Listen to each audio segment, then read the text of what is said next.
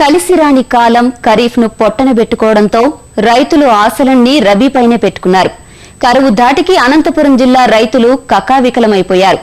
రబీలో సాగు చేయదగ్గ పంటలపై రైతులకు అవగాహన కల్పించడంతో పాటు విత్తనాలను అందుబాటులో ఉంచుతున్నట్టు వ్యవసాయ శాఖ అధికారులు తెలియజేస్తున్నారు. గ్రామీణ విత్తనాభివృద్ధి పథకం ద్వారా విత్తనోత్పత్తిని ప్రోత్సహిస్తున్నారు. వర్షాభావ పరిస్థితులు ఈ ఏడాది కూడా అనంతపురం జిల్లా రైతుల్ని దెబ్బతీశాయి. సకాలంలో వర్షం కురవకపోవడంతో వేరుశనగ రైతులు తీవ్రంగా నష్టపోయారు.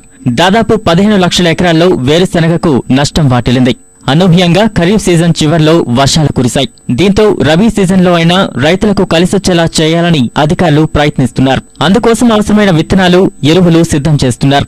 జిల్లాలో రబీ సీజన్లో ప్రధానంగా పప్పుశనగ సాగుపైనే రైతులు ఆధారపడతారు. ఖరీఫ్ లో వరుణుడు కరుణించకపోవడంతో చాలా ప్రాంతాల్లో నల్లరేగడి భూముల్లో వేరుశెనగ సాగు చేయలేదు. ఇప్పుడు ఆ భూముల్లో పప్పుశనగ పంట వేసేందుకు రైతన్నలు సిద్ధమవుతున్నారు. ఈ నేపథ్యంలో గతంలో కంటే విత్తనం ఎక్కువగా అవసరమయ్యే అవకాశం ఉంది. దీంతో జిల్లా వ్యవసాయ శాఖ రైతులకు సకాలంలో విత్తనం అందించడం సవాల్గా మారింది. ఇప్పటికే oil fed, mark fed, AP seeds కు తలా 10,000 క్వింటాళ్ల విత్తనాలు సరఫరా చేయాలని నిర్దేశించారు. కర్నూలు, నంద్యాల, విజయవాడ, ప్రొద్దుటూరు ప్రాంతాల నుంచి విత్తనాలు తెప్పించి పంపిణీ చేస్తామని అధికారులు చెబుతున్నారు. పప్పుశనగ విత్తనాలను 22 మండలాల్లో మిషన్ చేయడం జరుగుతుంది. ఎందుకంటే మన నల్లరేగడి నేలలో ఉండదు 22 మండలాలు, 22 మండలాల్లో కూడా ఇవ్వడం జరుగుతుంది. మన జిల్లాకి మరి ఈ విస్తీర్ణానికి 30,000 క్వింటాళ్లు అలాట్ చేయడం జరిగింది. దీనిలో AP seeds, oil fed, mark fed వీళ్ళ ముగ్గురు ద్వారా 10,000 క్వింటాలు ఒక్కొక్కరు చొప్పున 30,000 క్వింటాలు కూడా ఇవ్వడం జరిగింది. తర్వాత కొంత ఏరియాలో కుసుమలు, తెల్ల కుసుమలు కూడా ఇచ్చే ప్రయత్నం చేస్తున్న సీడ్ కూడా కొంత తెప్పించాం, రైతులు వేసుకున్నారు. సో ఈ కుసుమలు కూడా మంచి దిగుబడులు వస్తాయి, ఖర్చు తక్కువ, ఆదాయం ఎక్కువ. ఆ విధంగా కుసుమలు, తర్వాత పొద్దుతిరుగుడు, మొక్కజొన్న, నవంబర్లో వేరుశనగ బోర్ల కింద వేస్తారు. ఇవన్నీ కూడా సబ్సిడీ మీద ఇవ్వడం జరుగుతుంది. జిల్లాలోని 22 మండలాల పరిధిలో పప్పుశనగకు అనుకూలమైన నల్లరేగడి భూములు ఉన్నాయి.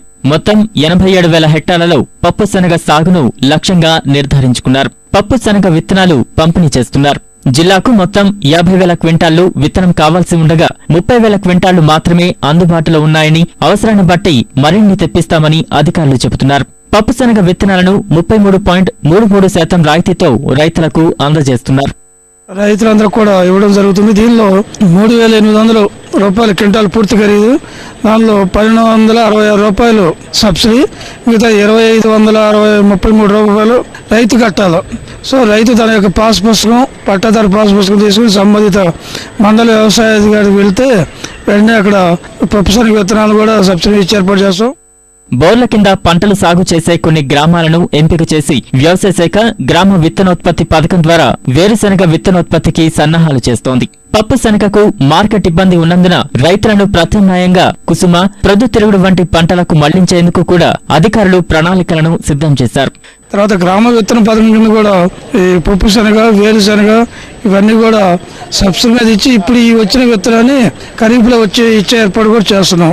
ఈ విధంగా రబీ ప్రణాళిక తయారు చేసుకున్నాం. దీనికి కావాల్సిన ఎరువులు అన్ని కూడా అందుబాటులో ఉంచడం జరిగింది. వ్యవసాయ శాఖ ఏర్పాట్లు చేస్తున్నప్పటికీ రైతులు రబీ సాగుకు ఉత్సాహంగా ముందుకు రావడం లేదు. విత్తన పంపిణీ కేంద్రాలు రైతులు లేక బోసిపోయిన పరిస్థితులు జిల్లాలో దర్శనమిస్తున్నాయి. నిరాశ, నిస్పృహలో కూరుకుపోయిన రైతులకు చేయూతనిచ్చి సాగుకు సన్నద్ధం చేయలేకపోతే ఆ ప్రభావం రబీ విస్తీర్ణంపై స్పష్టంగా కనిపించనుంది.